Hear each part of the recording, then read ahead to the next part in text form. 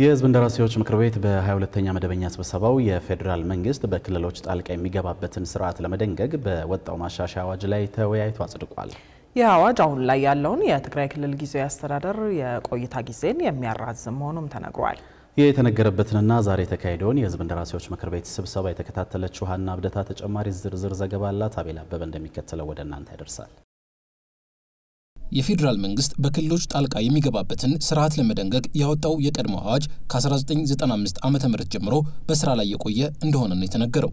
አዋጁ ህገ መንግስታዊ ስርዓቱ አደጋ ላይ በሚወድቅበት ጊዜ በፌዴሬሽን ምክር ቤት ትዕዛዝ የፌደራል መንግስቱ የክልል ምክር ቤትና የህግ አስፈጻሚን በማገድ ጊዜያዊ የክልል አስተዳደር እንዲቋቋም ሊወስን የሚችልበትን ስርዓት ያስቀምጣል። ይህ አዋጅ የሚመሰረተው የጊዜያዊ አስተዳደር ቆይታን ከ2 ዓመት ላልበለጠ ጊዜ እንዲሆን የሚደነግግ ሲሆን ቆይታው በአዋጁ መሰረት ለቀጣይ 6 ወራት እንዲራዘም ከተፈለገም የሚወስነው የፌዴሬሽን ምክር ቤት ነው።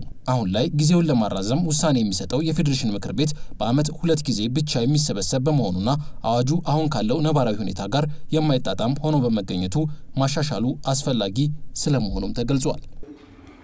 የጊዜያዊ አስተዳደሩ ቆይታን ለማራዘም ውሳኔ የሚሰጠው የፌዴሬሽን ምክር ቤት በአመት 2 ጊዜ ብቻ የሚሰበሰብ መሆን እንዲሁም አዋጁን ተግባራ አስፈላጊ የሚያደርጉ እጅግ ውስብስብ የጸጥታና የፖለቲካ ችግሮችን ለመፍታት የሚያስፈልገው ጊዜ እንደ ጉዳዩ ክብደት ስለሚለያይ በአዋጁ የተቀመጠው ጊዜ ገደብ ከነባራዊ ሁኔታ ጋር የማይጣጣም ሆኖ በመገኘቱ በአዋጁ አተገባበር ወቅት ክፍተት ፈጥሯል።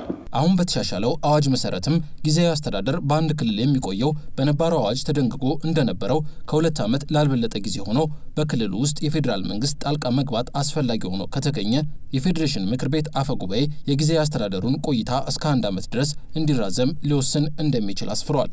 በፌዴሬሽን ምክር ቤት አፈ ጉባኤ የጊዜያዊ አስተዳደር ቆይታ እንዲራዘም የተላለፈውን ውሳኔ ለሁለተኛ ጊዜ ማራዘም ቢያስፈልግ አፈ ጉባኤው ለተጨማሪ ከ1 ዓመት ላልበለጠ ጊዜ እንዲራዘም ሊወስን እንደሚችልም ተደንግጓል። ታዲያ የፌዴሬሽን ምክር ቤት አፈ ጉባኤ የሚያስተላልፋቸው ውሳኔዎች ውሳኔ ከተላለፈ በኋላ በሚደረገው የፌዴሬሽን ምክር ቤቱ መደበኛ ጉባኤ ቀርበው መጽደቅ ይኖርባቸዋል የተባለ ሲሆን የአፈ ጉባኤው ውሳኔ በምክር ቤቱ ቀጣይ መደበኛ ጉባኤ ተቀባይነት ካላገኘ ውሳኔው ውድቅ ከተደረገበት ጊዜ ጀምሮ በሚቆጠር 4 ወራት ጊዜ ውስጥ ምርጫ ተደርጎ መደበኛ የክልል መንግስት አስተዳደር መመስረት ይኖርበታል ተብሏል። ማሻሻያ አዋጁን አስመልክቶ የህዝብ እንደራሴዎች ምክር ቤት አባላት የተለያዩ ጥያቄዎችና አስተያየቶችን ያቀረቡ ሲሆን ከነዚህ ውስጥ አሁን ላይ ስላለው የትግራይ ክልል ጊዜያዊ አስተዳደር ሁኔታ የተመለከተው ይገኝበታል። የትግራይ ጊዜያዊ አስተዳደር ያው እስካሁን የተቋቋመው እሱ ብቻ ነው። በጊዜያዊ አስተዳደርነት እስካሁን ምን ተግባራትን እንደፈጸመ አፈጻጸሙን የሚመለከት ሪፖርት ቀድሞ ለዚህ ምክር ቤት መቅረብ ነበረበት። ለምን ያልቀረበ የሚል ነው። ሁለተኛው የትግራይ ተቋቁሞ የነበረው ጊዜያዊ አስተዳደር ለምን ህገ መንግስታዊ ስርዓቱን ለማፍረስ የተንቀሳቀሱ የአስተዳደር አካላትን የወታደራዊ አካላትን ለፍርድ አቀረበ። ለተነሱት ጥያቄዎች ምላሽና ማብራሪያ ከሰጡት ውስጥ አንዱ የምክር ቤቱ አፈ ጉባኤ ታገሰ ጫፉ ሲሆኑ የትግራይ ክልል ጊዜያዊ አስተዳደርን በተመለከተ በጠቅላይ ሚኒስትሩ ማብራሪያ እንደተሰጠ ተናግረዋል። አጠቃላይ በትግራይ ክልል ስላለው ሁኔታ ሌሎች የክልሎች ሆነ አጠቃላይ ኢኮኖሚ የፖለቲካ ማስተዳደር ስራዎችን በሚመለከት ክቡር ጠቅላይ ሚኒስትሩ ቅርብ ጊዜ ተገኝተው በዚህም ጉዳይ ላይ ማብራሪያ የሰጡ ስለሆነ በቀጣይም ደግሞ የሚነሱ ጉዳዮች ካሉ ውይይት የምናደርግ ይሆናል። ጥያቄ ያነሳን ግን ይሄን ጊዜያዊ አስተዳደሩን በሚመለከት ያለውን አፈጻጸም በሚመለከት ምክር ቤቱ በአዋጁ ሌላ አካል ለፌዴሬሽን ምክር ቤት ስልጣን ሰጥቷል። ስለዚህ ፌዴሬሽን ምክር ቤት በየጊዜው ስላለበት ደረጃ የሚገመግም ስለሆነ እሱ በዛ መልኩ የሚታይ እንደሆነ ብንወስድ ጥሩ ነው።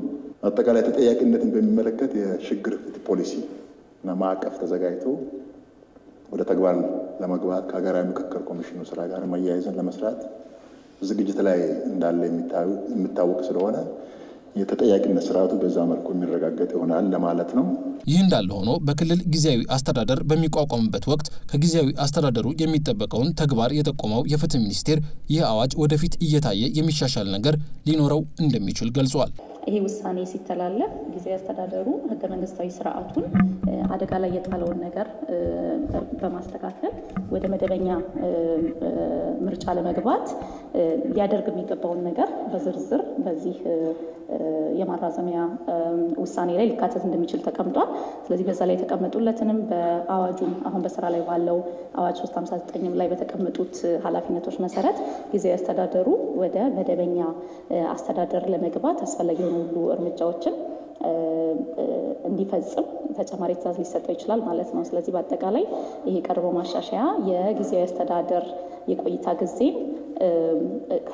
በክልሉ ካለው ነባራዊ ሁኔታ የጸጥታ የፖለቲካ ሁኔታ አኳያ በማራዘም ዘላቂ ሰላምን ለማስገኘትና ህገ መንግስታዊ ስርዓቱን ለመጠበቅ ጥሩ መደላድል የሚያስቀምጥ ነው ማለት ነው። በአዋጁ መሰረት የአፈ ጉባኤውን ውሳኔ ለማጽደቅ በሚሰጥ የፌዴሬሽን ምክር ቤት ውሳኔ ውስጥ ለፌዴራል መንግስት ጣልቃ መግባት ምክንያት የሆነው ሁኔታ በዘላቂነት ለመቅረፍና ህገ መንግስታዊ ስርዓቱን ለማጽናት አስፈላጊ የሆኑ ጊዜያዊ አስተዳደሩ ትኩረት ሰጥቶ ሊሰራባቸው የሚገቡ ጉዳዮች ሊመለከቱ እንደሚችሉም ተጠቁሟል።